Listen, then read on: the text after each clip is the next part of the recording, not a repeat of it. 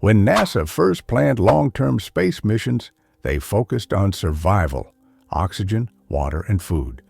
But one fundamental aspect of human nature remained unspoken: intimacy in space. Could relationships exist beyond Earth? What would happen if two astronauts developed feelings for each other in zero gravity? And most importantly, had it already happened? Dr. Alan Monroe had spent the last 10 years preparing for his mission. A veteran astronaut, he knew the risks of deep space travel. But nothing could have prepared him for Commander Laura Hastings. She wasn't just brilliant. She was fearless, capable, and completely off limits. NASA had strict policies against relationships in space, officially at least. But when you're orbiting the Earth at 28,000 kilometers per hour, isolated from the rest of humanity, the rules of gravity aren't the only ones being broken. The mission? A year-long stay aboard the Artemis 4 station, the first space habitat designed for long-term human settlement. The crew of 6 had to conduct experiments on human adaptation, but an unexpected solar storm changed everything. One evening, while the rest of the crew was asleep, Laura and Alan found themselves in the observatory module. The Earth glowed below them, a fragile blue marble in the endless void. "We're just specks of dust in the universe," Laura whispered. Alan looked at her, feeling something shift in his chest.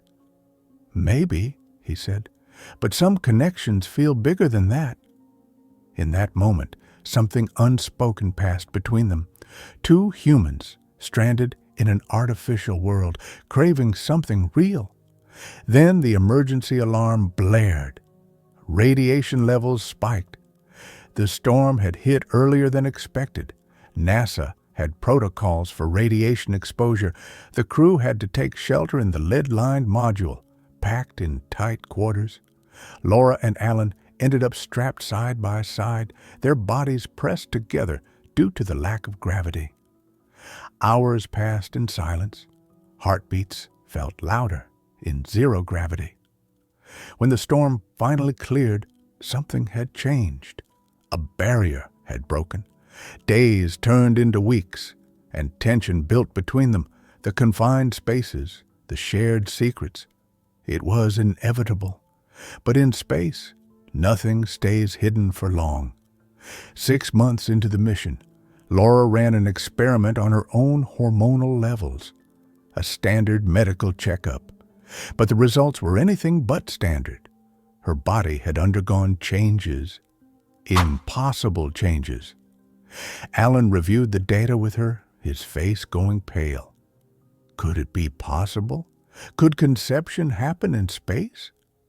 The implications were terrifying. No one knew how a human embryo would develop in zero gravity. The risks were astronomical. Mutations, organ malformations, neurological defects. It had never been tested. Laura's mind raced. Would NASA cover this up? Would she even be allowed to return to Earth? Keeping it secret was impossible. Space agencies monitored every biological change in their astronauts. The moment they returned, Laura would be subjected to tests, scans, and interrogations. There was only one option left. As their return mission approached, Laura made a choice that would rewrite history. One final transmission was sent to Earth. It contained the most classified information ever recorded in human spaceflight history. But NASA never released it. What happened when Laura and Alan landed? What did NASA discover about their bodies?